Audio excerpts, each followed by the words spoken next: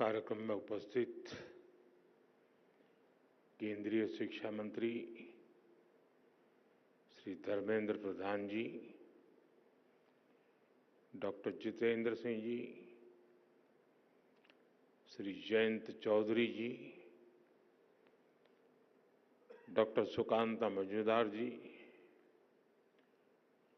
Technology के माध्यम से जुड़े मेरे मित्र श्री रमेश वाधवानी जी,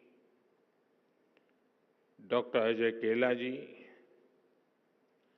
साइंस एंड टेक्नोलॉजी और एजुकेशन वर्ल्ड से जुड़े आप सभी साथी, अन्य महानुभाव, देवी और सज्जनों, आज यहां सरकार, एकेडेमिया,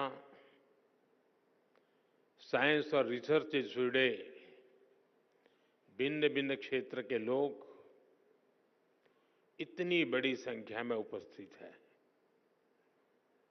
ये एकजुटता, ये कॉन्फ्लुएंस, इसी को युग्म कहते हैं।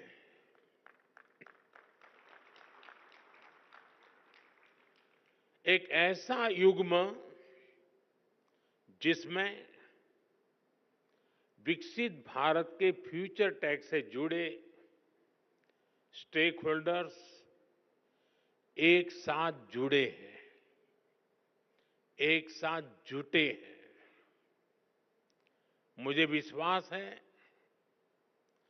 भारत की इनोवेशन कैपेसिटी और डीप टेक में भारत की भूमिका को बढ़ाने के लिए हम जो प्रयास कर रहे हैं, उसे इस आयोजन से और बल मिलेगा।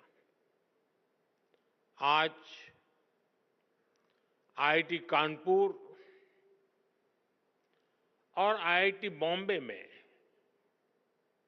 एआई, इंटेलिजेंस सिस्टम और bio science, biotechnology, health and medicine के सुपर हब्स की शुरुआत हो रही है। आज वाधवानी इनोवेशन नेटवर्क का भी आरंभ हुआ है। अनुसंधान नेशनल रिसर्च फाउंडेशन के साथ मिलकर रिसर्च को आगे बढ़ाने का संकल्प भी लिया गया है। मैं इस प्रयास के लिए वाधवानी फाउंडेशन को, हमारी आईआईटीज को और दूसरे सभी स्टेक होल्डर्स को बहुत बहुत बधाई देता हूं।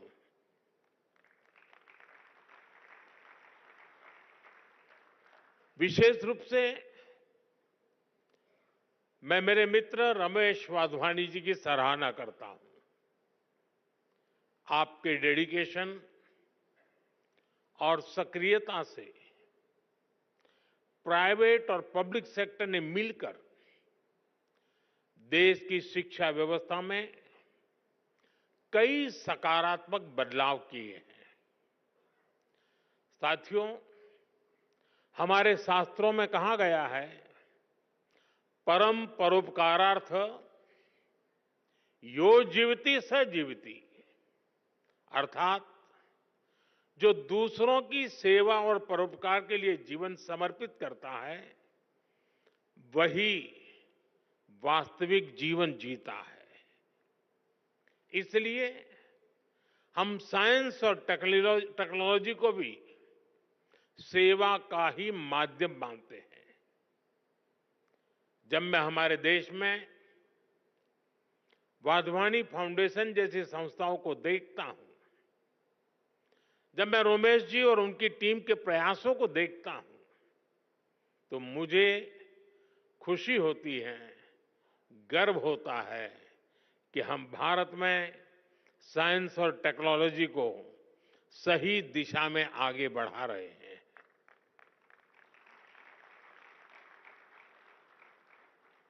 हम सब जानते हैं, रमेश जी ने तो अपने जीवन को काफी संघर्ष में तपाया है,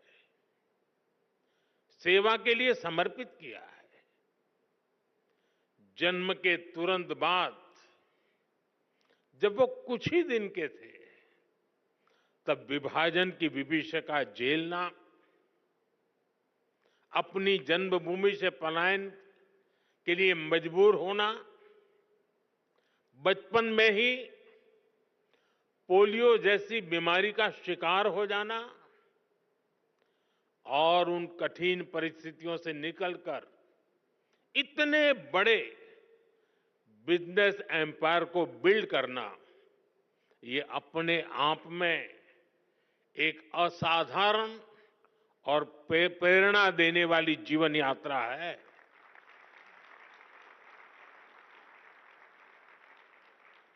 और अपनी इस सफलता को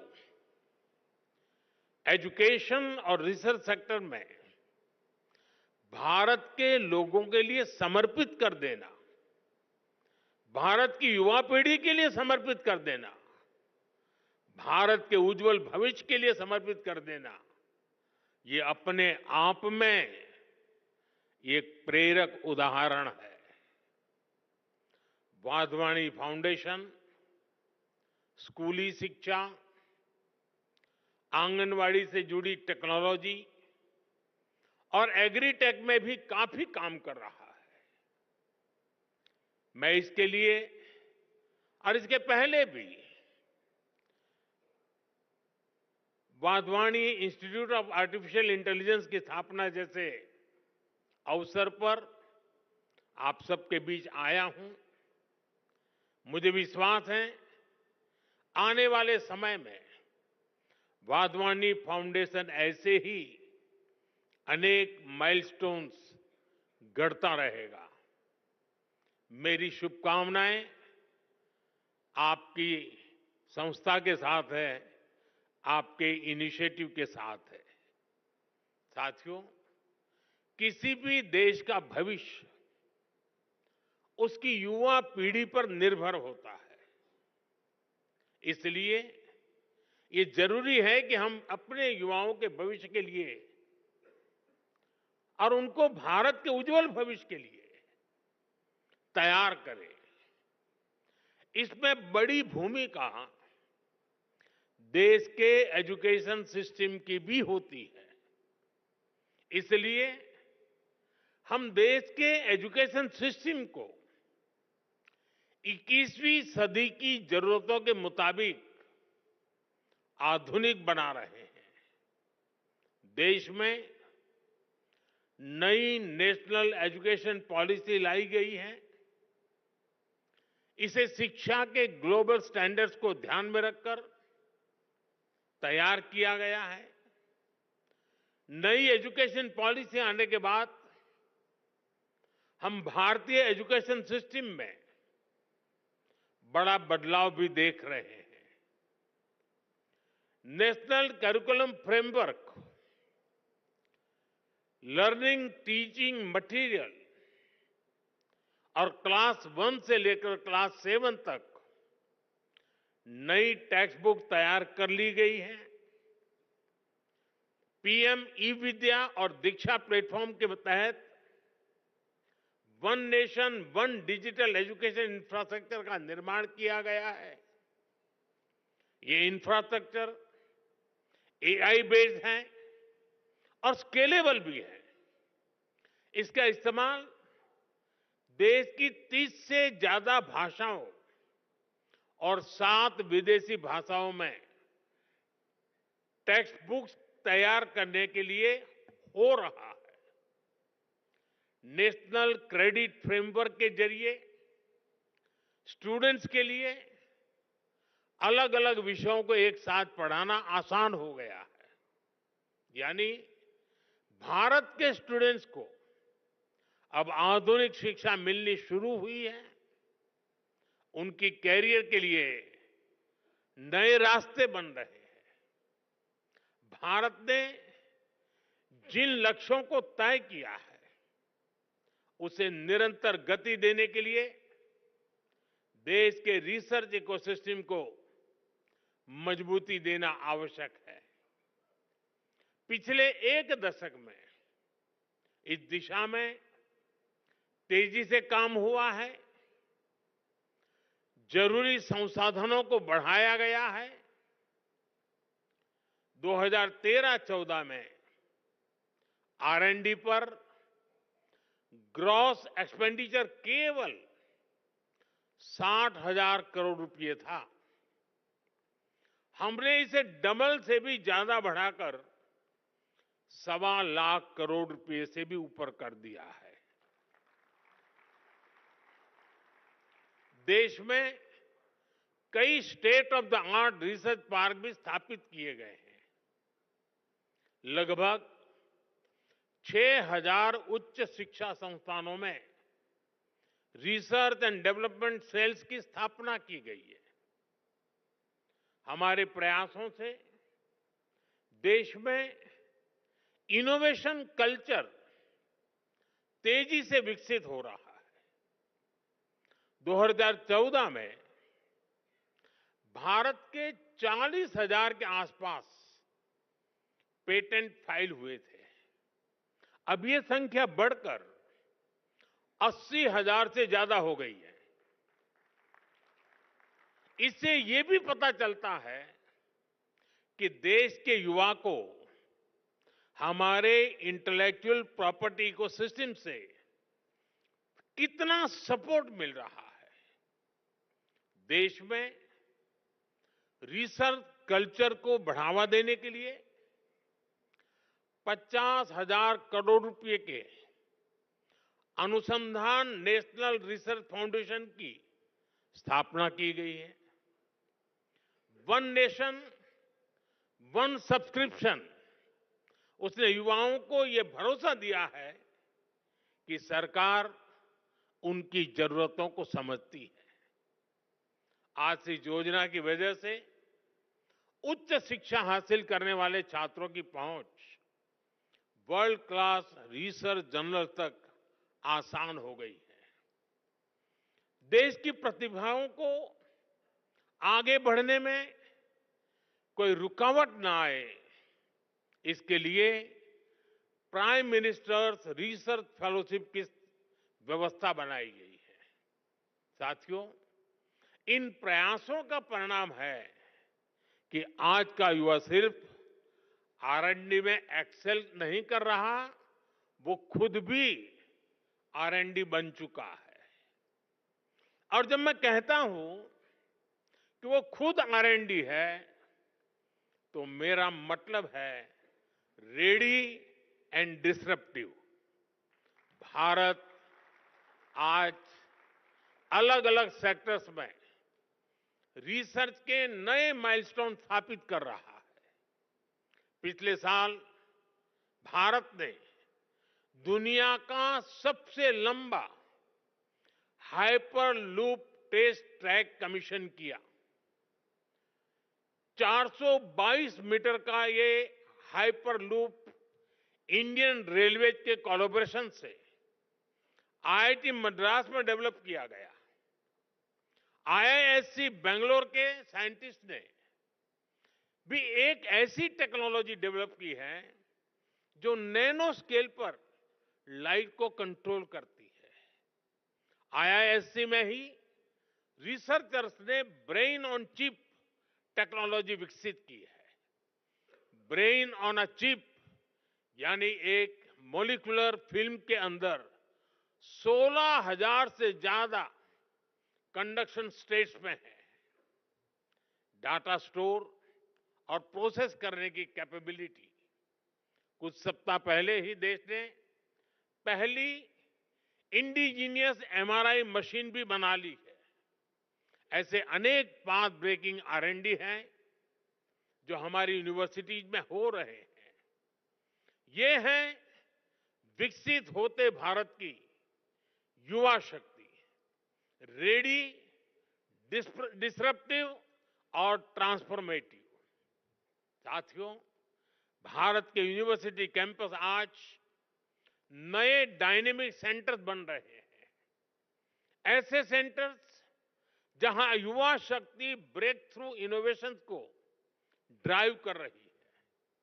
हाल ही में हायर एजुकेशन इंपैक्ट रैंकिंग में भारत ग्लोबल लेवल पर सबसे ज्यादा रिप्रेजेंटेड रहा।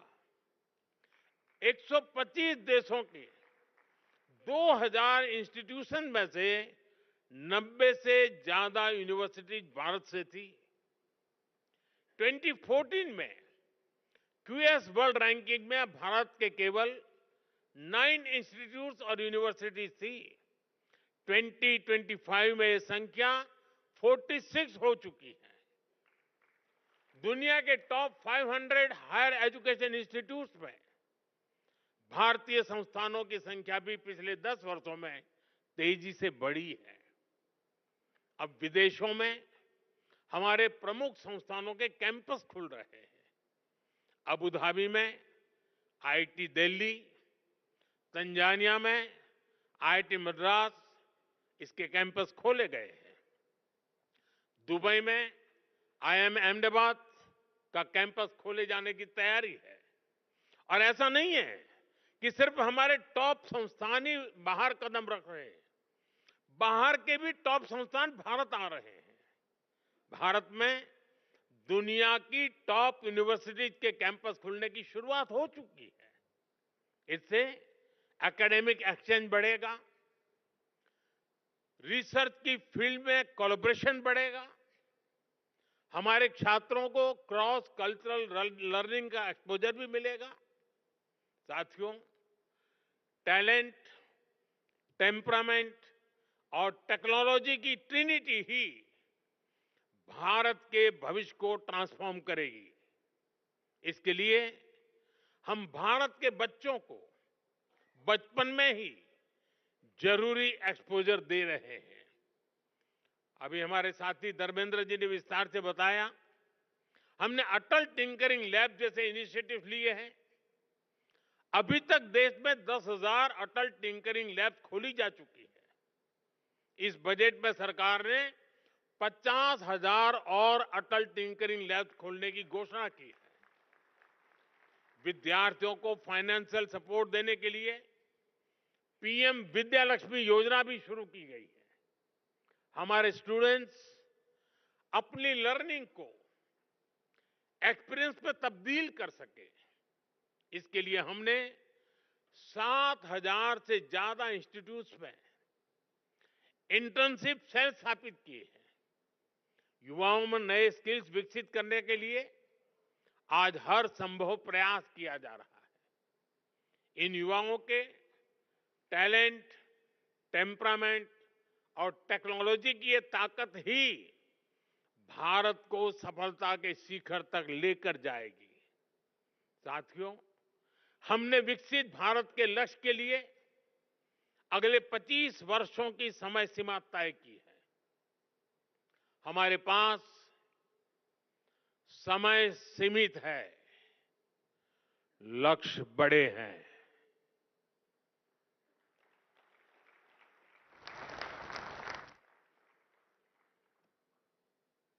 ये मैं वर्तमान स्थिति के लिए नहीं कह रहा हूं।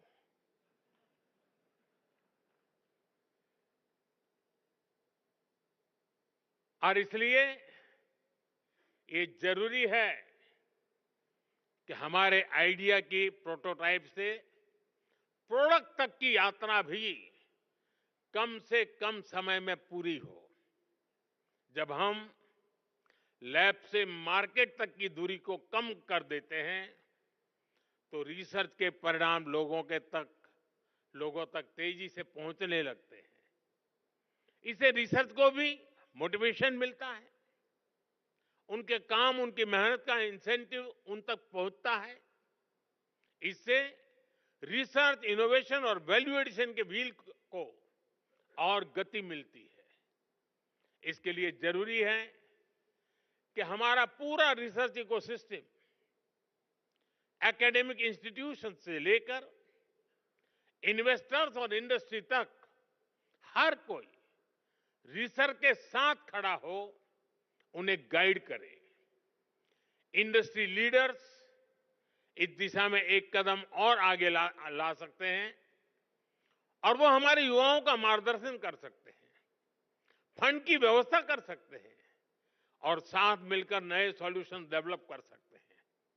इसलिए सरकार रेगुलेशंस को सिंप्लीफाई करने, अप्रूवल्स को फास्ट ट्रैक करने के प्रयासों को भी गति दे रही है। साथियों, हमें AI, quantum computing, advance analytics, space tech, health take, synthetic biology को लगातार प्रमोट करना होगा। आज हम देख रहे हैं भारत एआई डेवलपमेंट और एडॉप्शन में आगे रहने वाले देशों में शामिल है। इसके विस्तार के लिए सरकार ने इंडिया एआई मिशन को लॉन्च किया है। इससे world class infrastructure, high quality data sets और रिसर्च फैसिलिटी तैयार किए जाएंगे। भारत में एआई सेंटर्स ही एक्सेलेंस की संख्या भी बढ़ाई जा रही है। देश के जाने माने संस्थानों, उद्योगों और स्टार्टअप्स के द्वारा इन सेंटर्स ऑफ एक्सेलेंस को गति मिल रही है। हम मेक एआई इन इंडिया, इसके विजन पर काम कर रहे हैं और हमारा उद्देश्य है make AI work for India. इस बार के बजट में हमने आईआईटी में सीटों की संख्या और कैपेसिटी बढ़ाने का निर्णय लिया है। देश में मेडिटेक यानी मेडिकल प्लस टेक्नोलॉजी के कई कोर्सेज आईआईटी और एम्स के सहयोग से शुरू किए गए हैं। हमें इस जर्नी को समय से पूरा करना है। हमें हर फ्यूचर टेक्नोलॉजी में भारत को बेस्ट इन वर्ल्ड की लिस्ट में शामिल करना है। युग्म के जरिए हम इन प्रयासों को नई ऊर्जा दे सकते हैं। शिक्षा मंत्रालय और वाधवानी फाउंडेशन की साझा पहल से हम देश का इनोवेशन लैंडस्केप बदल सकते हैं। आज के इस आयोजन से इसमें बहुत ज्यादा मदद मिलेगी। मैं एक बार फिर युग्म पहल के लिए वाधवानी फाउंडेशन का आभार व्यक्त करता हूं। मेरे मित्र रमेश जी को अनेक अनेक शुभकामनाएं देता हूं। बहुत बहुत धन्यवाद।